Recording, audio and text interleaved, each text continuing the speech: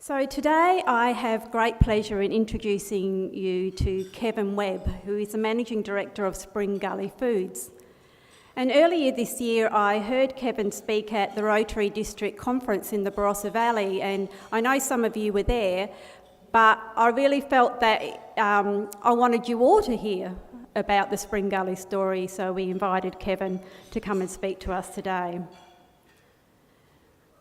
Spring Gully Pickles was originally established in 1946 at Spring Gully in the Adelaide suburb of Rostrevor. Kevin joined the company in the 1980s and has been Managing Director of Spring Gully Foods since 1995.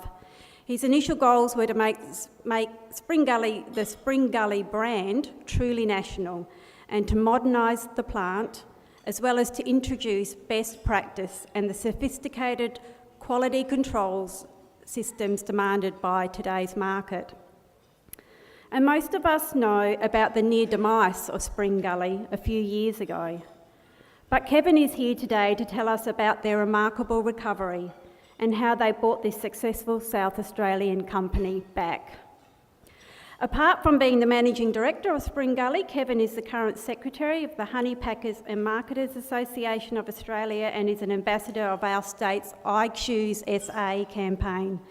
And Kevin was a former Rotarian, having been the Charter President of the Rotary Club of McGill Sunrise, up until a few years ago when he had more important things to do. So welcome, Kevin. Thank you.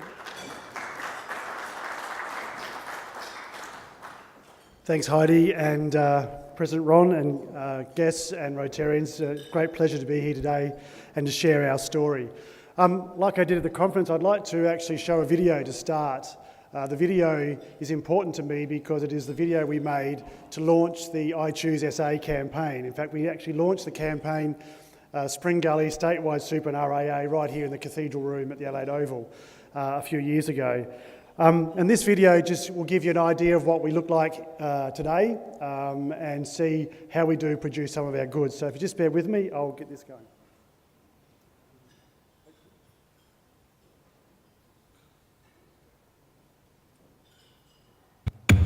It's a family company which is going to go a long way.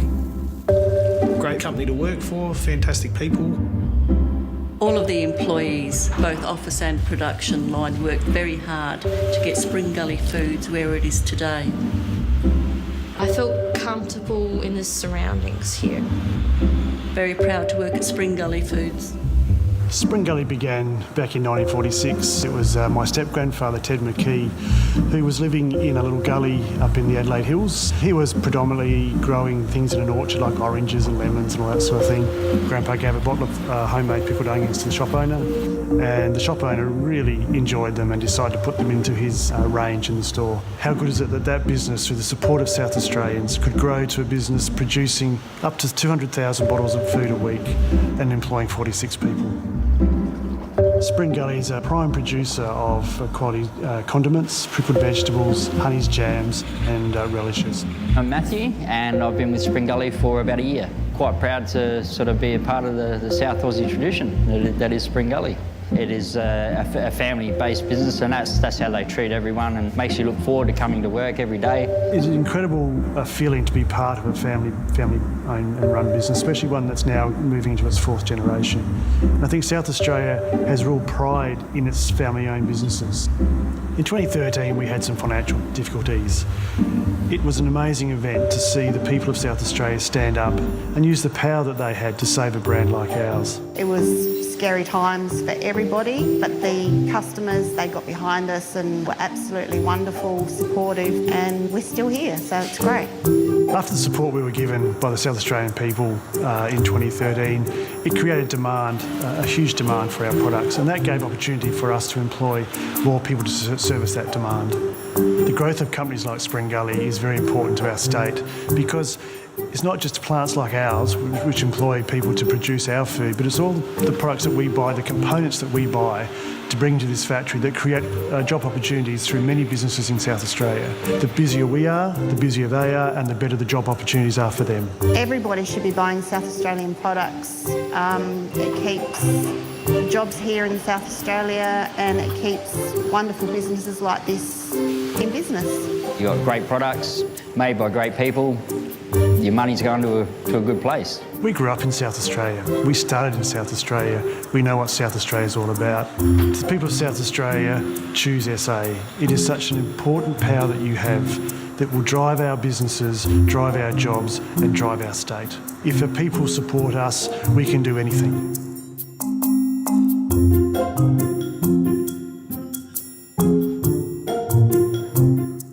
And I couldn't reiterate those last words enough. With the power of the people, anything can be done. And Spring Gully is a testament of what the power and how that people can be inspired to do something amazing like happened to us.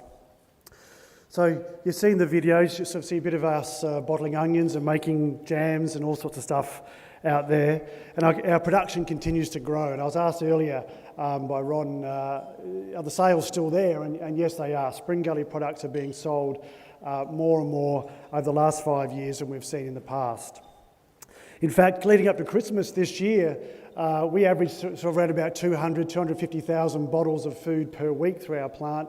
Coming into Christmas, the last 4 weeks in that December period, we were averaging just under 400,000 bottles of food per week. It was absolutely amazing. Yes, we were working 7 days a week. Christmas Day was a great break for all of our staff and our family. But we're here to really talk about the event and the recovery of Spring Gully Foods. And that event unfolded through some things happening to us that we couldn't control. In fact, we had sort of 4 major financial issues hitting us all at once. We call it the perfect storm.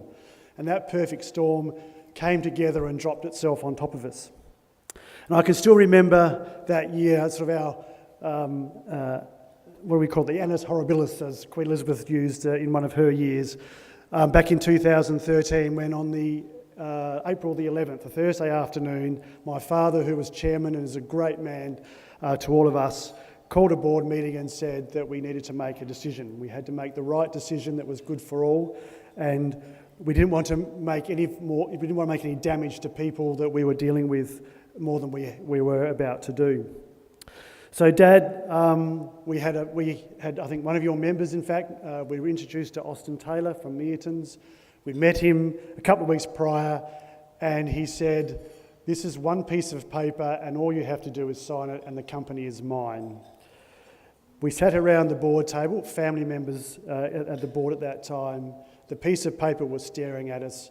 There was emotion in that room, but Dad said to us, "Boys, we have," because it was a male board at that time, "we have to sign this and we have to do the right thing." We signed it, we hugged each other, and we thought that was the end, as you would expect. We could never have imagined that an unprecedented event could happen like it did within the next 24 hours. Austin, rightly or wrongly, decided to leak our story to the media on the 11th, the Thursday night. We decided as a family, the Webb family, to come back to my home and just have a dinner all together, our kids, everybody. And I got my first phone call from the advertiser. The story had got out.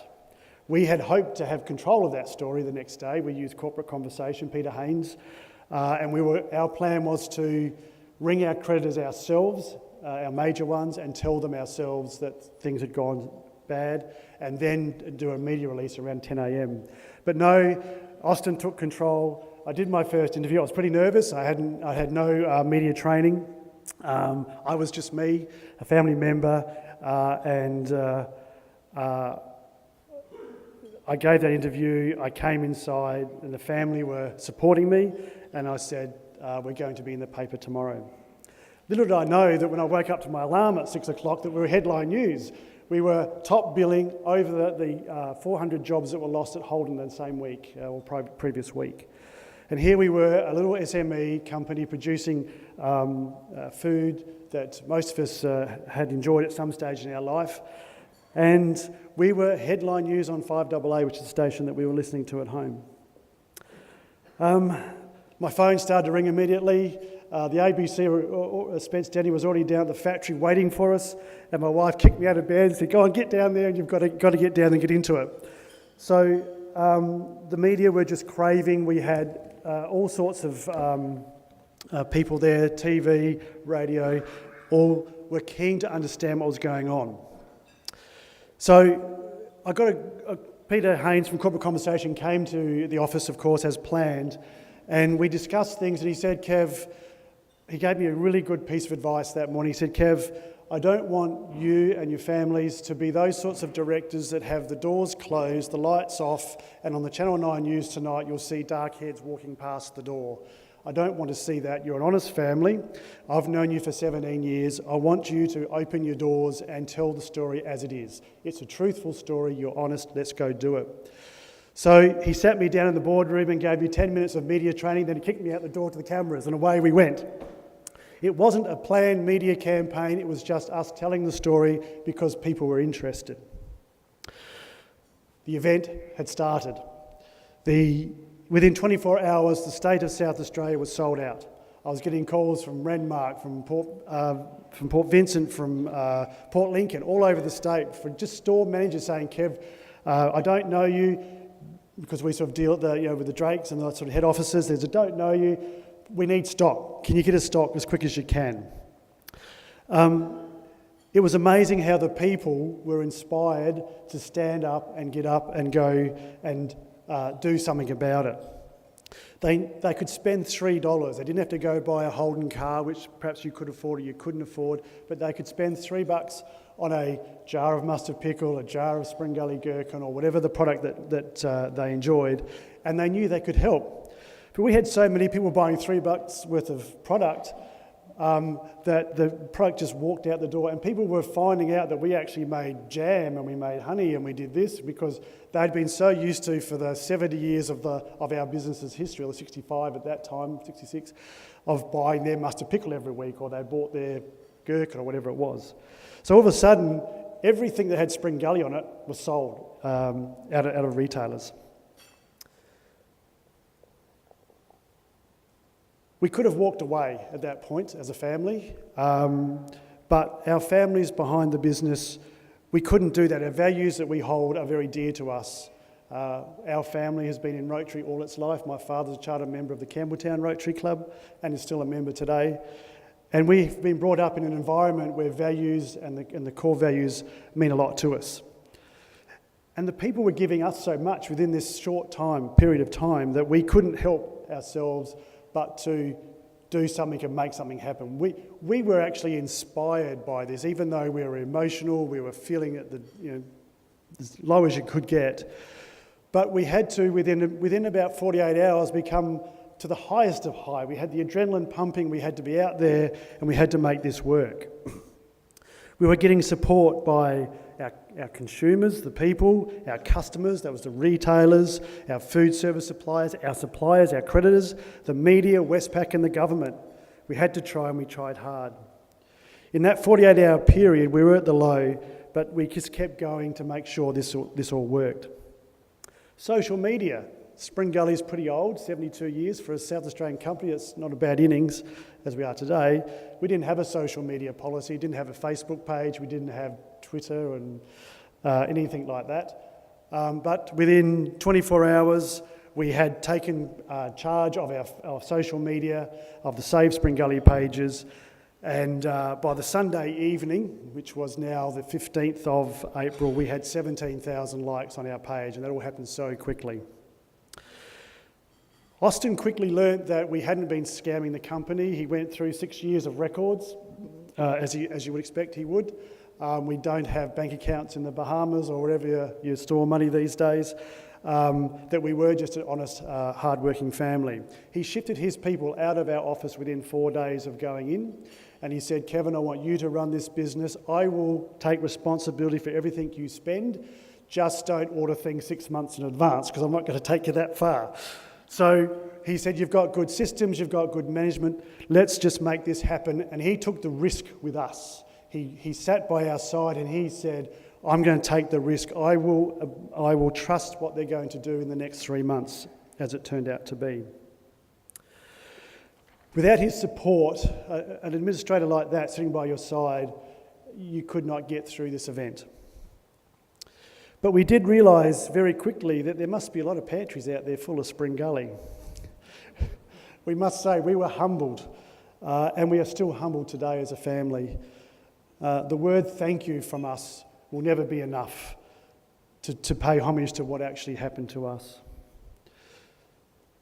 The recovery begins. Through that 3 months period of VA, we were so busy, a second shift had to be organised. We were making as much product as we could. The retailers were great. Foodlands with the Drakes, the Romeos, the Chapleys families, the Coleses and the Woolies. What we said to them was, we can make this much this week, you can have a third each. That's all we could do. So they just put in as many orders as they could, and we divided what we made by 3, and we gave them each a third of the stock that we were making. Through that period, we had help from politicians like Nick Xenophon, the past Premier, Jay Weatherall, and they all helped us to let me make a reality the light that I was seeing at the end of the tunnel. And we did things like going around doing top-to-top meetings, we're talking about this today over lunch, with Coles and Woolies and Metcash to renegotiate our terms. Our trading terms were too big. And we were able to do all that. And then on the 1st of July 2013, we put a proposal in the previous weeks to the creditors, and they accepted that proposal to pay 100 cents in the dollar. An amazing feat in itself. They accepted it, and on the 1st of July 2013, the company was handed back to us. It's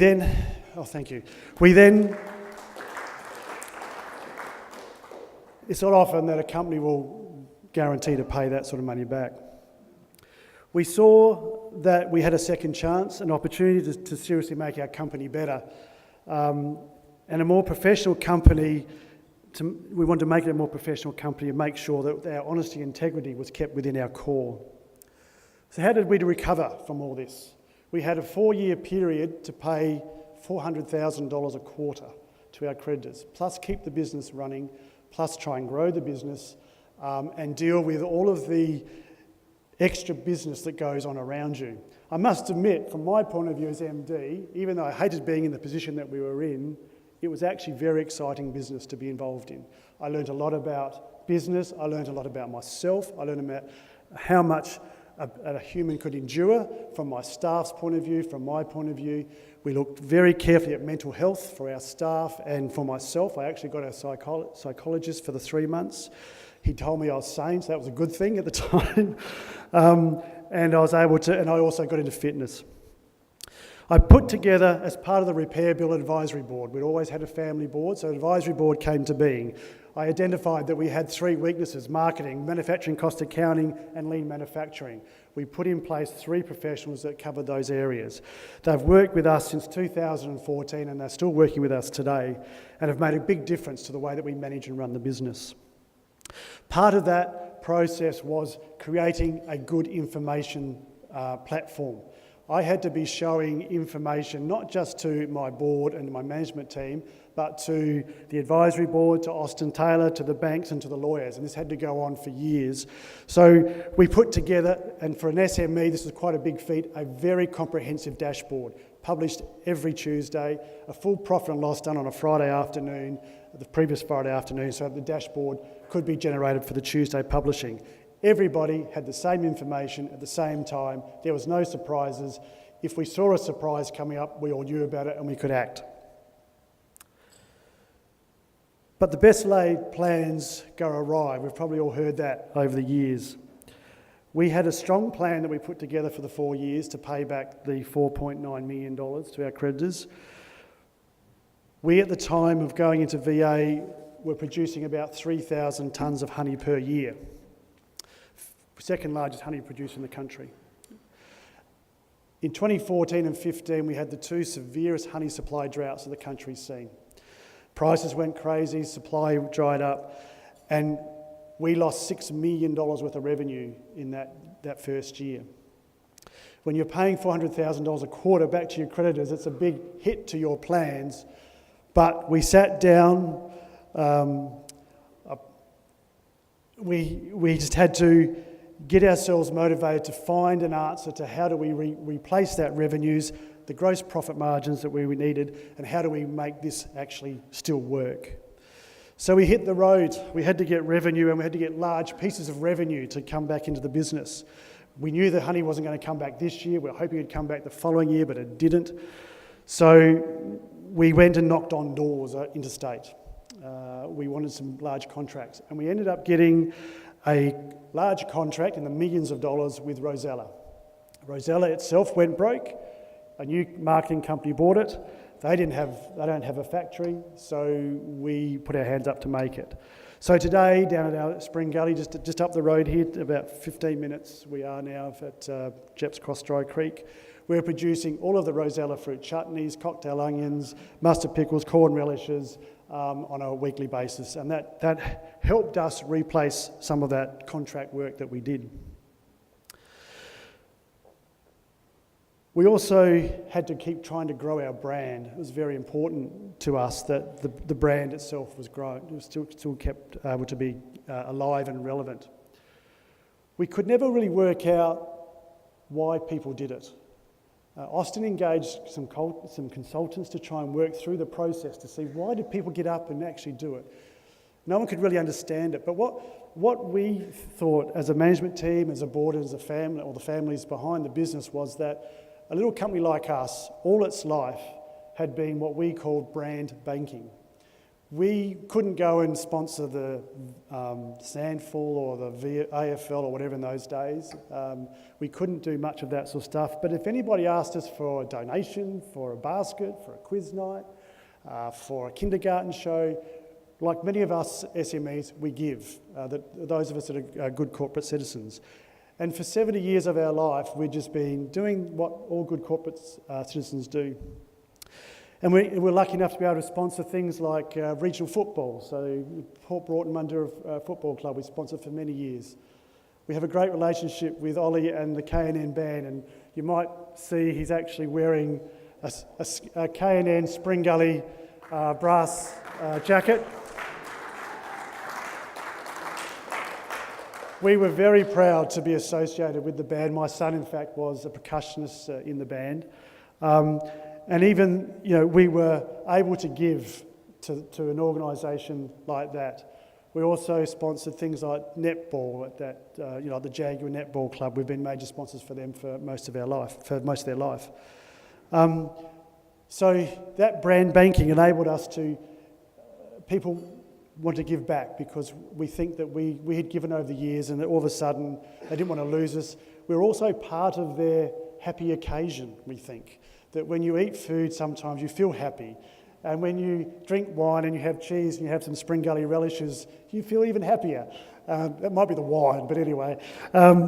So it's part of our psyche that we enjoyed having that product in our life, and we had it from not just our current lives, but from our childhood, perhaps, with our mothers and fathers buying it, and for our case, our grandparents. So how did I keep the brand alive? I knew that Coles and Woolies and Metcash didn't want to have duplication, so we went into innovation, and we brought into the business the term ideation, which is a modern way of developing new products.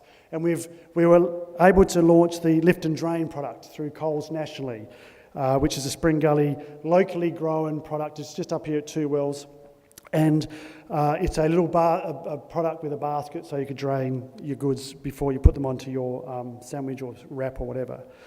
We were able to create new products like Gurkalicious, funny name you might add, but our social media, actually we ran a competition on that product to name it through Facebook.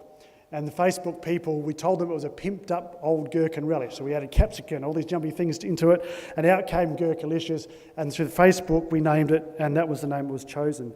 But we were able to innovate, even though we had no money whatsoever, really. All we had was what we were able to save behind the DOCA payments. We also utilised the federal government's R&D tax rebate scheme to help us with the ability to raise the funds to pay for our R&D through the time. But, watch out. We're about 2 years ahead of where you are now in your shopping habits. You thought your pantries were full now. They're going to get even fuller in the next couple of years as we launch more and more products. It's a way for us to say thank you. Without the action that we have been able to put in place and the action of the people and the power of the people, we would not have survived. We had the resolve, we had the passion, we found the solutions, and we actioned them.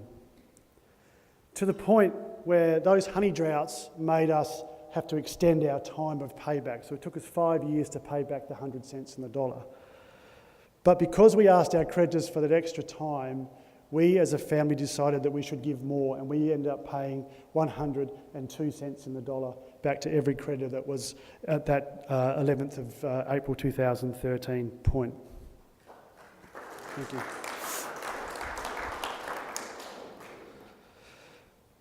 So on the 15th of December 2017, I handed over the last couple of $100,000, and then on the 31st of January 2018, Austin submitted the papers to ASIC, and Spring Gully Foods, administrator appointed, was removed, and we just became Spring Gully Foods Proprietary Limited, registered company. A great effort, a great feat, and a great recovery. I'm proud to say to you today that through all the hard work of our staff, our amazing staff, both past and present, the management team, the advisors, our customers, the suppliers, the media, Westpac, the government, politicians of the day, and most importantly, you, our consumers, we were together to be able to make a difference that was beneficial to all and demonstrated what power we have when we do take action and become inspired by what is around us. So when we do take action, we can do anything. Thank you.